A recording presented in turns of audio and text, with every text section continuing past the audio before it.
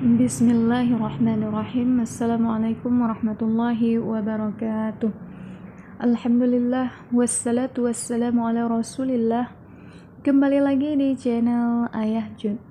Semoga Allah senantiasa memberikan kesehatan, keselamatan, berkah ilmu, dan senantiasa istiqomah di jalan Allah. Amin, amin, amin ya rabbal alamin. Allahumma amin. Teman-teman, pada kesempatan kali ini saya akan membagikan berita ataupun informasi terkait tentang CPNS, tentang ada masa sanggah pengumuman hasil CPNS 2019. Ini 4 hal yang perlu diketahui. Oke teman-teman, sebelum kita masuk kepada berita atau informasinya, jangan lupa subscribe, like, dan aktifkan tombol loncengnya untuk dapat terus mengikuti channel ini. Oke teman-teman, langsung saja kita akan masuk pada beritanya.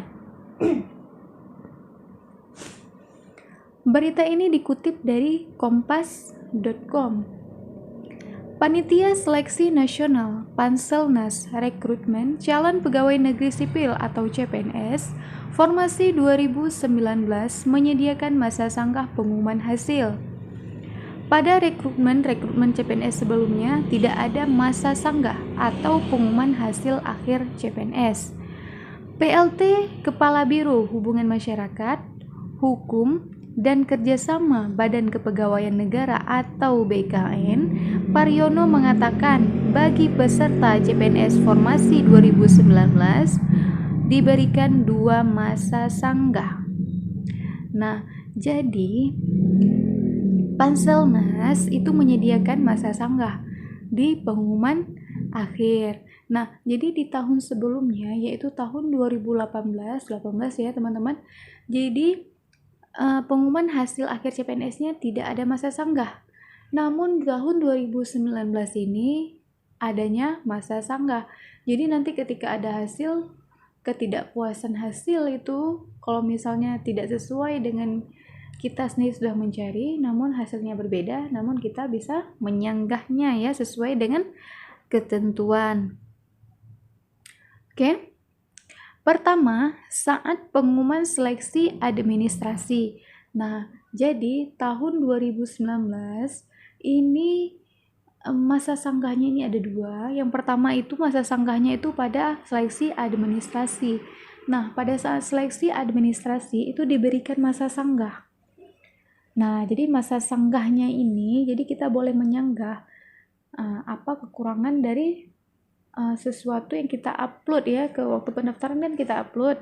Nah, sesuatu yang kita upload itu kurang ataupun keasliannya atau apa, jadi kita boleh menyanggah. Nah, mana tahu ada kesilapan. Yang kedua, nanti saat pengumuman hasil, kata Paryono saat dihubungi kompas.com pada Kamis 22 Oktober 2020.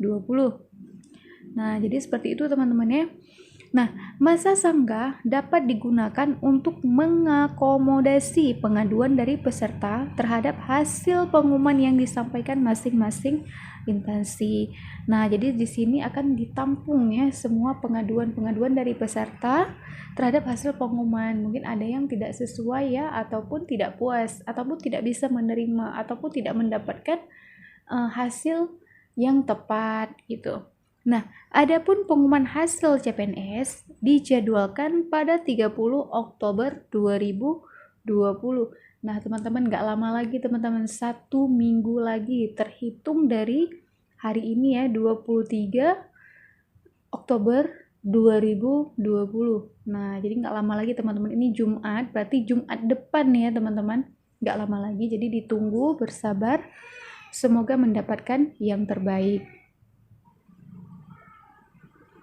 Nah, jadi kita akan lihat teman-teman yang perlu diketahui soal masa sanggah pengumuman hasil CPNS. Nah, ini ada beberapa aspek ya yang perlu kita ketahui.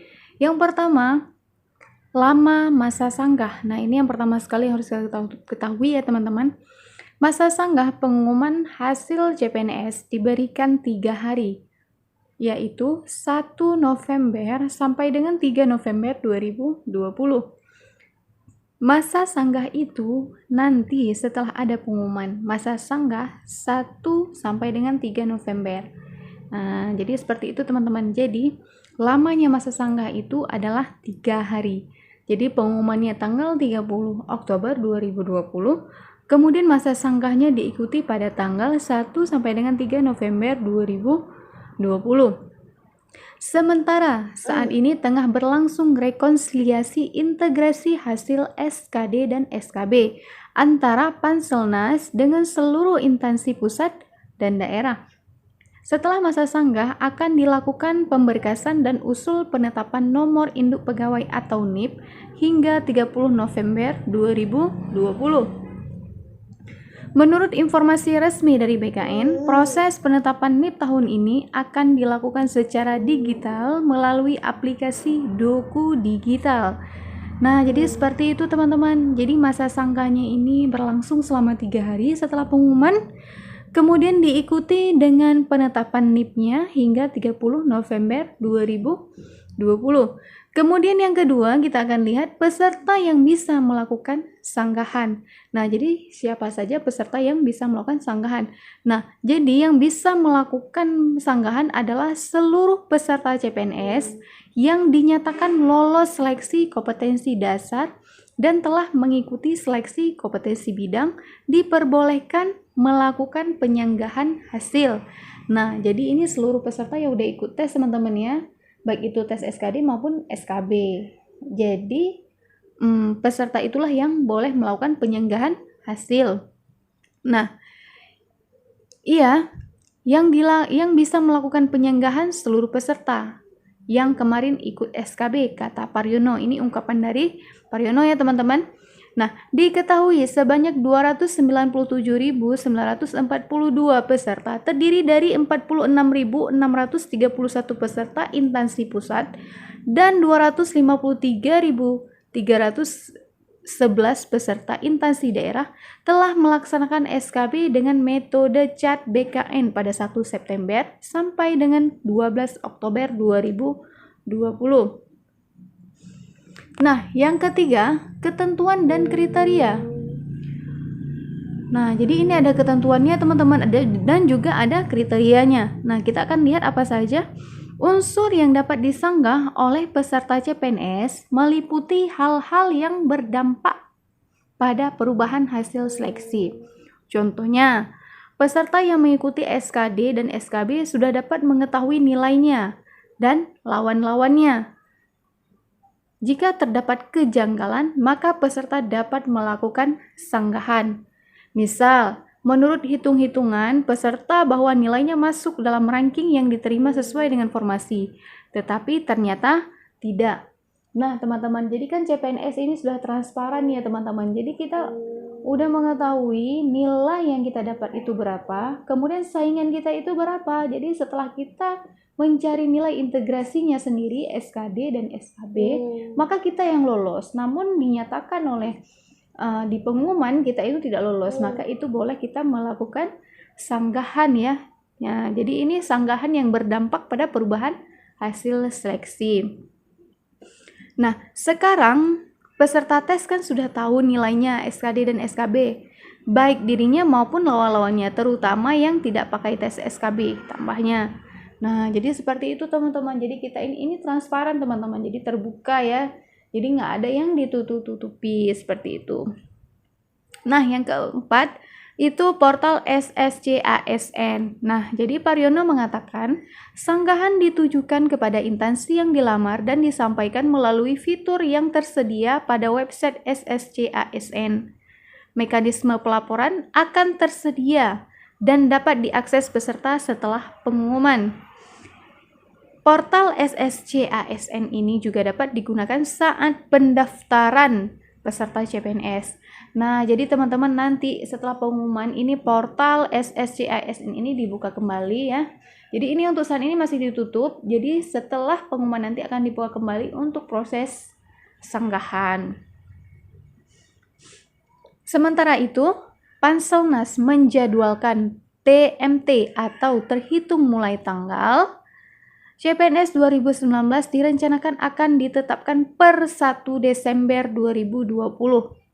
Nah, ini TMT ya teman-teman ya, terhitung mulai tanggal ini direncanakan ditetapkan per 1 Desember 2020. Cuman kita belum tahu ya kapan pastinya, namun ini baru perencanaan. Semoga tidak diundur. Ini juga berhubungan dengan kasus pandemi ya, kita juga nggak tahu pandemi COVID-19 juga masih meluas di Indonesia. Jumlah instansi yang membuka rekrutmen CPNS tahun 2019 sebanyak 521 instansi dengan rincian 65 instansi pusat dan 456 instansi daerah. Nah, jadi banyak teman-teman. Nah, jadi ini kan Panselnas Panitia Seleksi Nasional ini menjadwalkan ini TMT 1 Desember ya, per 1 Desember. Nah, ini TMT ini terhitung mulai tanggal. Nah, jadi ini karena kan pengusulan NIP-nya kan pada November ya, sampai akhir November. Jika emang selesai semua sesuai dengan alur, maka insya Allah TMT akan ditetapkan pada per 1 Desember. Kalaupun nanti meleset mungkin akan beralih ke Februari. Namun diusahakan akan lebih cepat lebih baik ya teman-teman. Nah, jadi kita nggak tahu nih apa yang akan datang. Jadi teman-teman ini untuk saat ini yang ada di depan mata adalah pengumuman.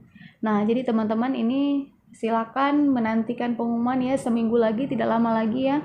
Ini Jumat 23 Oktober 2020 dan Jumat depannya itu adalah 30 Oktober 2020 di mana hasil seleksi itu diumumkan secara nasional. Mudah-mudahan serentak ya teman-teman, diumumkan semua ya, baik itu instansi pusat maupun instansi daerah. Oke teman-teman, syukran jazakumullahu khairan katsir. Semoga informasi ataupun beritanya bermanfaat bagi kita semua.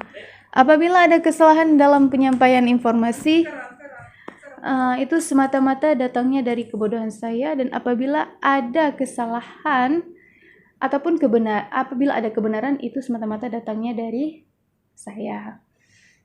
Maaf apabila ada kebenaran itu semata-mata datangnya dari Allah, dan silahkan diambil manfaatnya.